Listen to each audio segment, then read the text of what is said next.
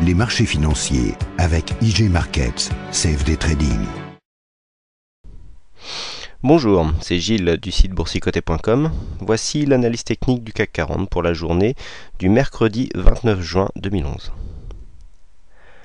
Avec aujourd'hui encore, et comme hier, une belle séance de hausse, puisque nous avons ouvert sur un gap haussier. Alors je rappelle le plus haut d'hier, nous étions à 3867,90, et bien nous avons ouvert aujourd'hui à 3875,80. Et avec un plus bas à 3868,92, nous avons encore un petit peu plus d'un point de gap qui reste ouvert donc sur cette bougie. Un plus haut à 3935,94 pour terminer en clôture à 3924,23 points.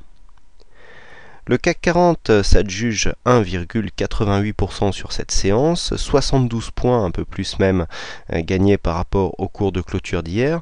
Donc là, c'est la hausse à tous les étages.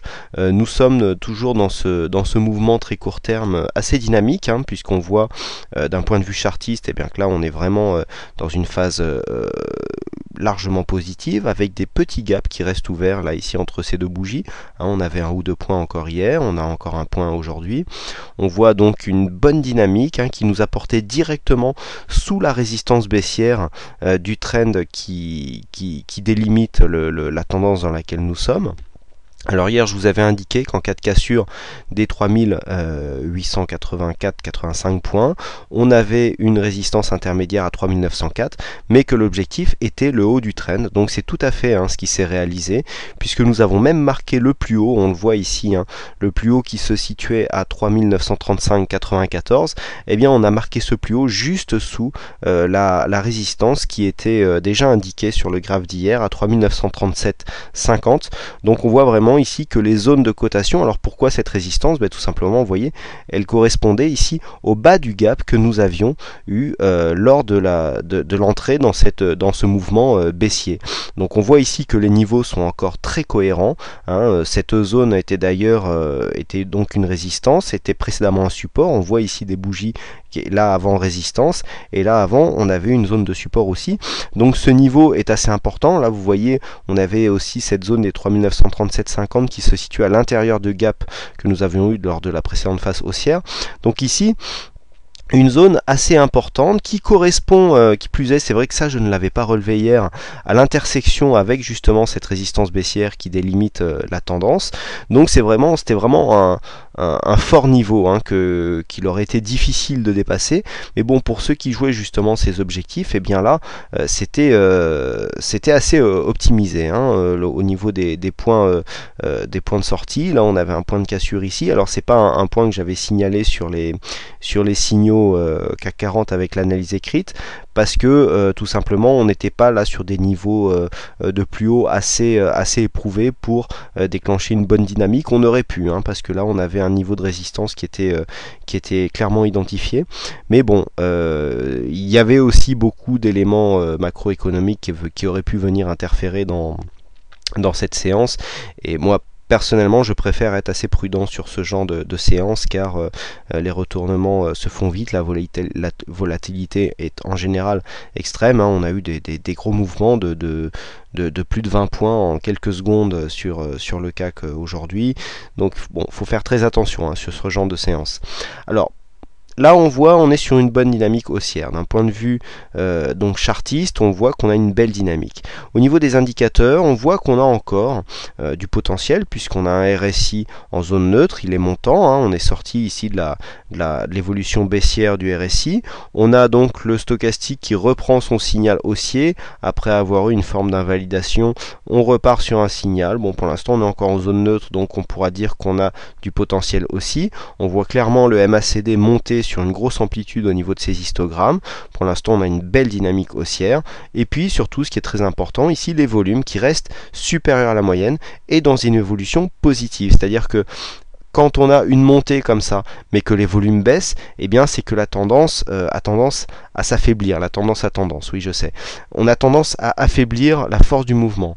Par contre, lorsque l'on a une hausse avec ici on le voit une volatilité qui monte sur les trois séances, ici on a une volatilité qui monte, des volumes qui montent et une dynamique qui est bien haussière comme ça, eh bien c'est que le mouvement peut induire un changement de tendance, et donc là on peut penser qu'une cassure de cette résistance baissière est possible, hein, puisque nous sommes en pleine dynamique, en pleine accélération, et on n'a aucun indicateur en surachat, et donc là on peut penser qu'une cassure pourrait intervenir, d'autant plus que le principal élément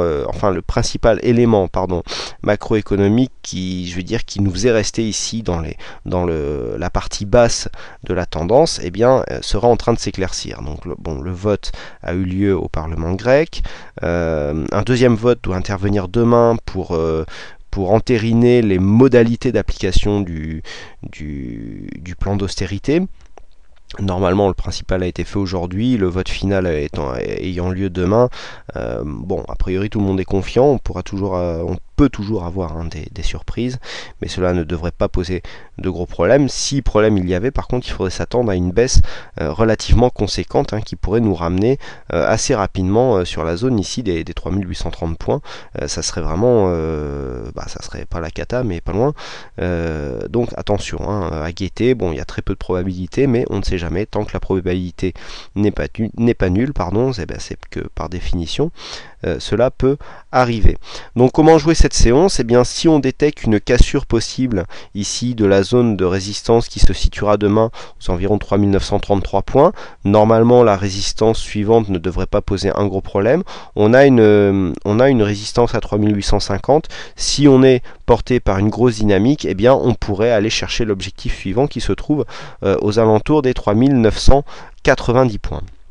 Voilà ce que l'on peut donc dire en fonction de la continuité. Si demain il n'y avait pas d'éléments nouveaux, mais que des premiers signes d'essoufflement venaient à se montrer, eh bien on pourrait jouer l'overlap pour redescendre ici sur l'ancienne zone de résistance des 3884, qui pourrait devenir une zone de support avant de repartir en dynamique.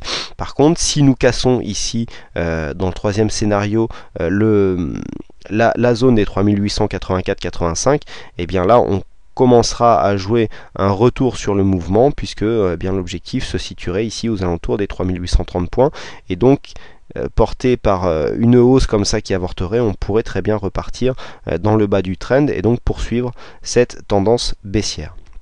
Voilà ce que l'on peut dire donc sur cette analyse technique. Donc aujourd'hui c'est Tristan qui a gagné au jeu du fixing, et bravo à lui.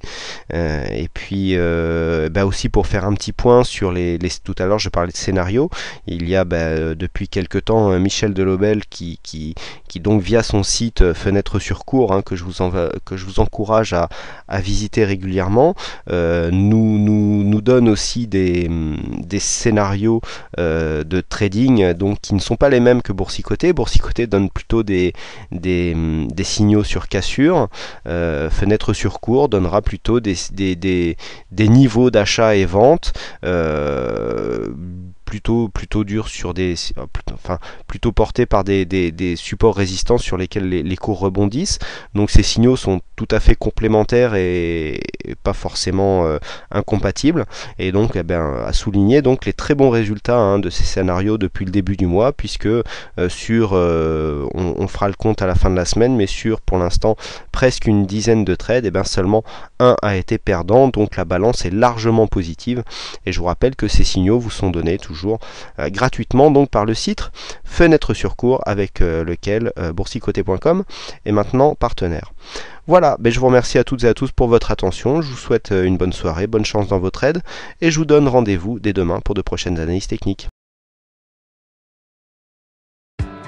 Les marchés financiers avec IG Markets, CFD Trading.